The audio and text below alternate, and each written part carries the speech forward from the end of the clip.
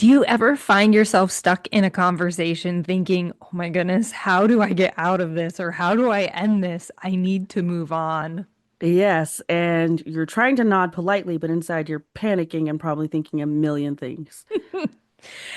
I am just laughing because this happens to me on the regular. Yeah. So, today we are going to talk about how to end conversations gracefully. And clearly, I'm not a pro at it, but I'm definitely learning lots and applying lots of things. We're all learning. We're all learning. And today we're sharing our insights to help you leave conversations kindly, clearly, and confidently. Before we get started, we want to give a quick shout out to Hello It's No, who left us a review. They said, I love the honest takes and well-rounded approach to communication. Thank you so much. Hello, it's No. And if you are loving the show, give us a follow and leave a review. It helps us so very much. Also, if you haven't already, apply for the Beta Communication Skills Workshop. You'll find the link in the show notes or go to communicateconnectthrive.com. We'd love to see you there. Welcome to Communication Skills for Working Women. I'm Elizabeth. And I'm Rose May. Do you find yourself second guessing or avoiding conversations because you're worried about being misunderstood? You're not alone. On this show, we're sharing tangible tools for assertiveness, emotional resilience, and real life communication wins and fails. Let's sharpen our communication together.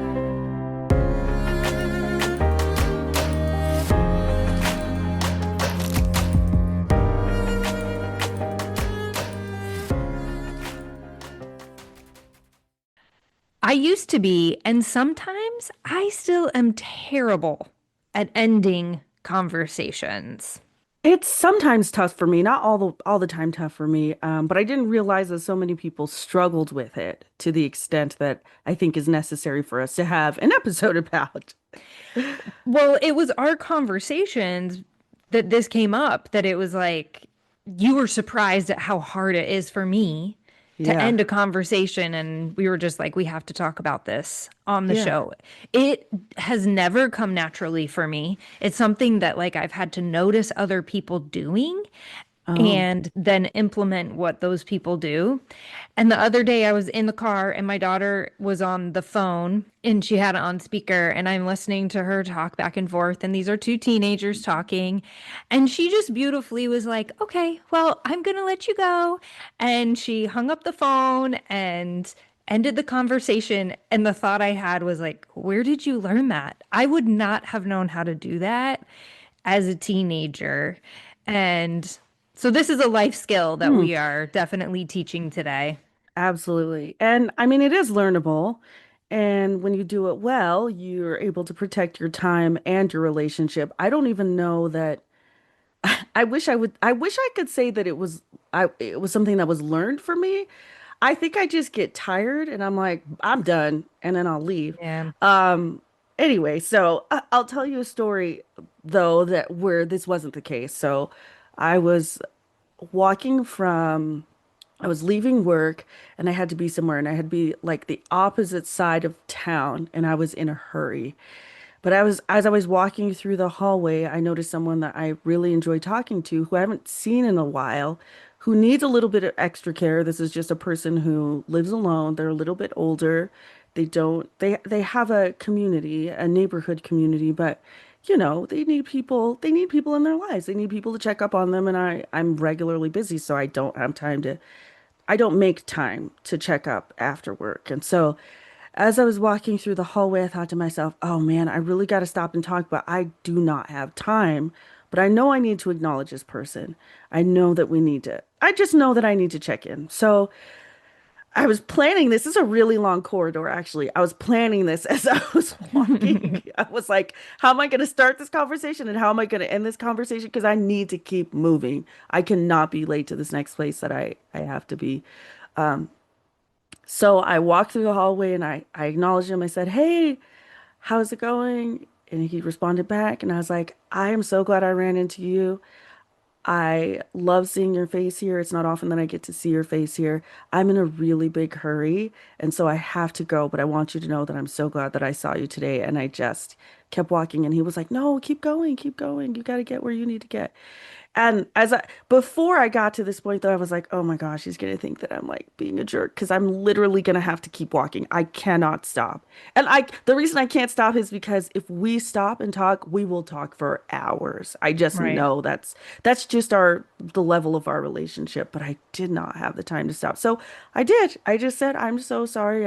I don't have the time to talk. I'm late for my next engagement, but I'm so glad that I got a chance to see you. And because I never see you here, and it's been lovely, and I'll talk to you later. And that was kind of how it went. So it went okay, and I still wish that I had the time to really sit down and have a conversation with him. Like I said, I love seeing his face. It just wasn't gonna happen. It just wasn't gonna happen. So yeah, I was able to get out of that, and I don't know that I necessarily felt like guilty.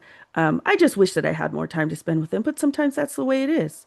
We Right. don't have that time, and that was kind of a very impromptu, random, spontaneous meeting. Wasn't something that was planned. So that's kind of how that went.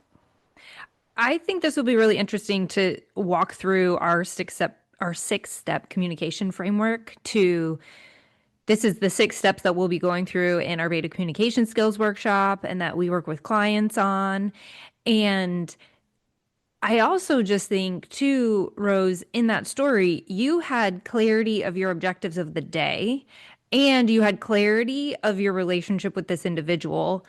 And do you wish you had more time? Yes. Yeah. And because you had clarity of what you needed to accomplish that day and around that individual, you were able to communicate both of those things very clearly with them.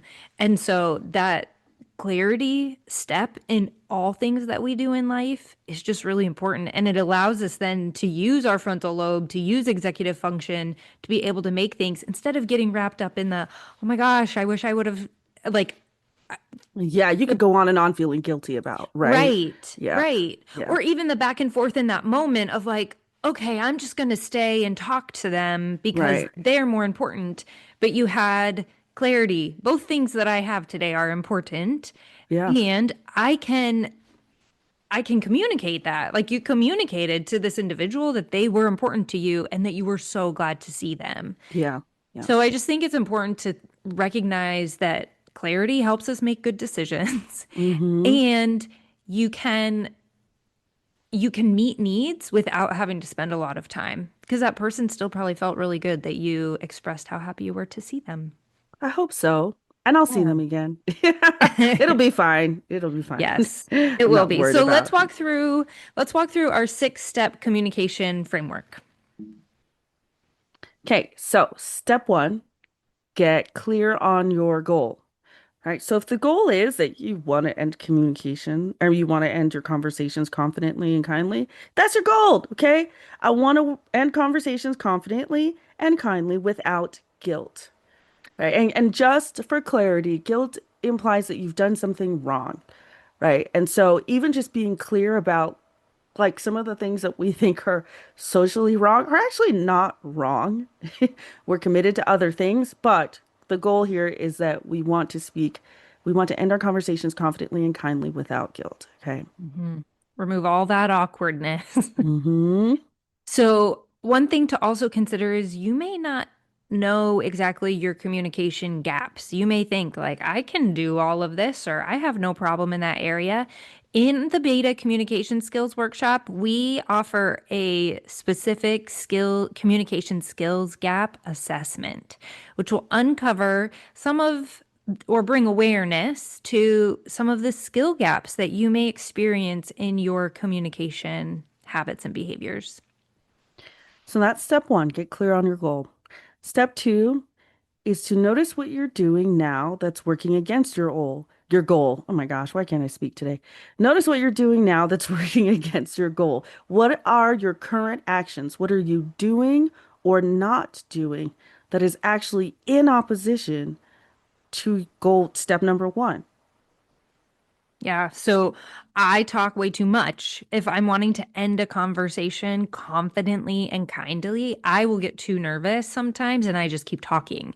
There's a lull, a perfect exit for the conversation, and I bring up another topic or say something else. So am I talking too much? Yes, that would be where I often stand. Am I being vague? Am I I'm not being vague a lot.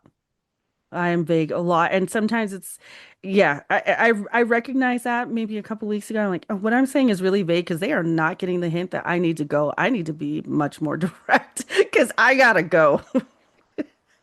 right?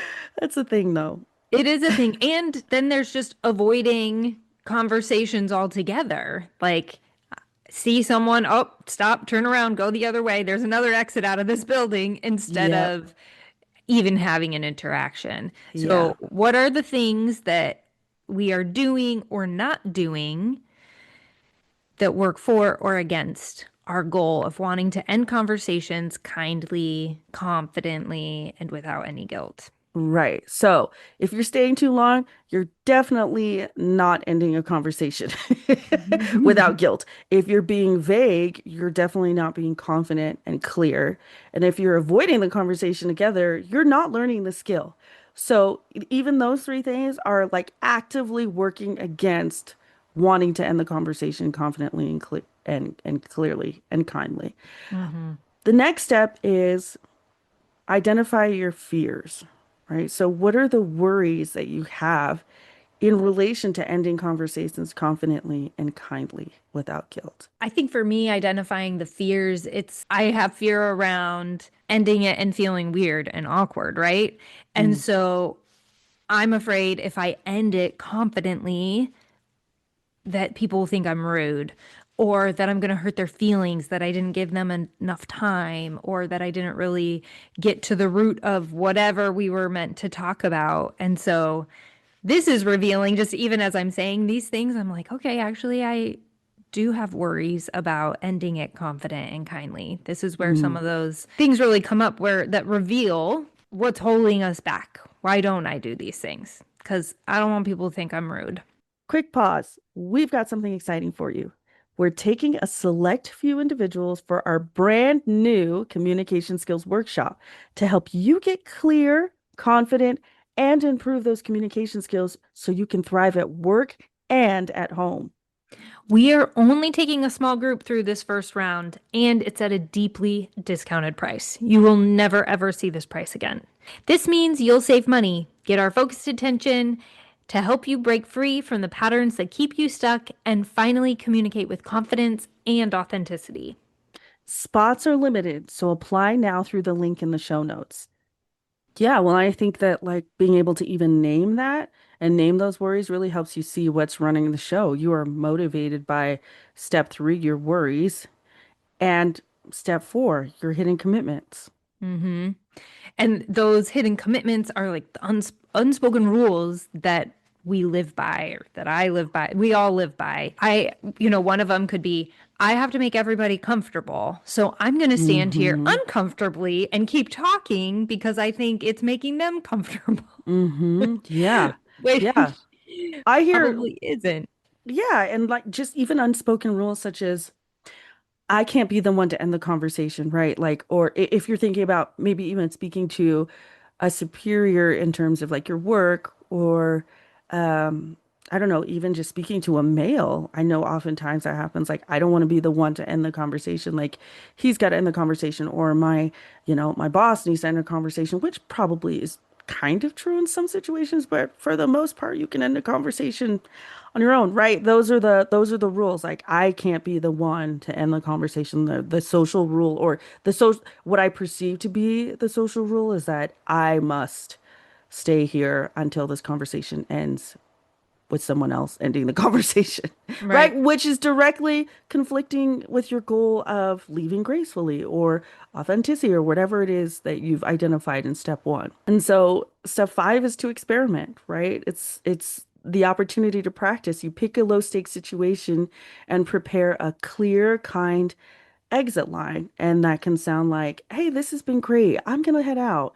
Or I need to run to my next meeting. I've really enjoyed this chat. I kind of did that. I was like, I really love to spend time talking with you. I'm going to be late for this meeting. And so I'll try to catch you another time or I'll talk to you later.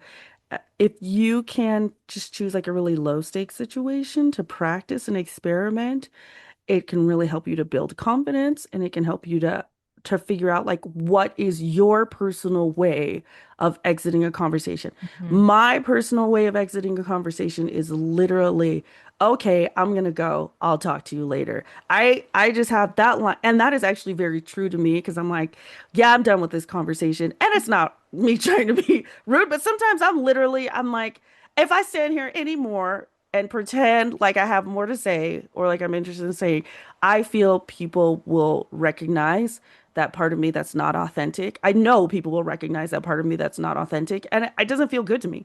So I just say, well, I appreciated it. This was great. I will talk to you later. And I end the conversation and I say goodbye. And so when you have your way of when you can walk through these steps, you can experiment in the way that feels true and authentic to you. My sister is the complete opposite. My sister will say, "Okay, well, I think I'm gonna go because I have X, Y, and Z to do." And I'm speaking that way because she has a much higher voice than I do. But that's really how she ends the conversation. And she'll say that consistently. That's consistently how she ends. It's very true to her nature and very authentic to who she is. No apologizing and no rambling, just clarity and warmth sounds really good to me. And I think there are like just different personalities and different ways to Yep. do it.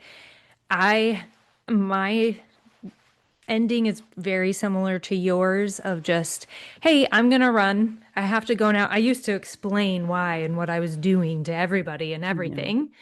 And now I just say, hey, thanks, I'm gonna go. And or it was great to talk with you. I don't say that though all the time. Well, and I don't think there's anything wrong with like, giving a little one-liner. Like I said, my sister does it all the time. I think some people need to hear that, Hmm. right? And that's just like I don't know, part of the relationship. Maybe my sister is just very much like that. She'll say, "Okay, well, I have to go do X, Y, and Z, so I'm gonna go." Like, there's nothing wrong with that, right? I Right. don't think so, yeah. It's kind of nice Hmm. sometimes. So Yeah, yeah. So step 6, we're going to just collect this data. So we're going to try it. We're all going to try our experiment. We're going to end a conversation that we don't normally end as gracefully or confidently or kindly as we do. And then we're going to reflect on it objectively. So we will just look and see how did they respond and how did I feel from their response. And honestly, most of the time people accept it easily. I can honestly say I don't think about other people ending a conversation. I don't think about it when I'm done. I like after the conversation is over, I have mentally moved on to the next thing. It's not something that I'm dwelling on. And I think most of the time people just they readily accept it, right? And when you can recognize that and and objectively see that in their response, it builds your confidence for the next time. And Totally. so that's why this step 6 is so important of just being able to reflect objectively because the evidence 9 times out of 10 will show you that it's not as big of a deal as maybe we are feeling internally because we've had all of these hidden commitments or because our nervous system says that, this isn't safe in this way to end this way because it'll cause this or whatever. Just reflecting objectively can really negate those old beliefs and patterns. Yeah, it's powerful to see what our worries do to us. Absolutely. Now you got some homework. This week, we want you to pick one conversation where you'd usually stay too long and practice giving a clear exit line. I've already been doing this because we've been anticipating this episode for a little bit, and I have one individual that I talk with regularly, and neither of us are very good at ending the conversation. No, no. And so often maybe one person isn't as good, but you'll be talking with somebody who is. I have just been paying attention to just conversation cues and noticing and just saying, hey, uh, we'll connect later, or it was great talking to you. I will see you next week, or Yeah. next time. And it's been really nice. Like I can see in the conversation that the other individual is almost relieved by it because our conversations would go on longer than necessary. Mm, yeah. Yeah. Well, so you do that, do your homework, and then reflect on what actually happened. No judgment, right? Don't attach any judgment to it. Oh my gosh, I did it this way, or I said this, or blah blah blah. Just reflect on the data. And I shouldn't have said that in a mocking tone, but it's because I do that, and I see myself doing that often when I'm trying something new. No judgment, just the data. And then go apply for the communication skills workshop where we teach you how to do this in other aspects of your life. Okay. And make sure you don't miss out and connect with us on Facebook at Develop Confidence in Relationships Through Effective Communication Skills, or Instagram at Communication Skills for Women. You can also email us at communicationskillsforwomen@gmail.com, or check out our website, communicateconnectthrive.com. Until next time, speak clearly and listen bravely. When you feel confident in your communication, everything changes. We'd love to hear your wins, failures, and insights on Instagram at Communication Skills for Women. Leave a review and connect with us. Until next time, speak clearly and listen bravely.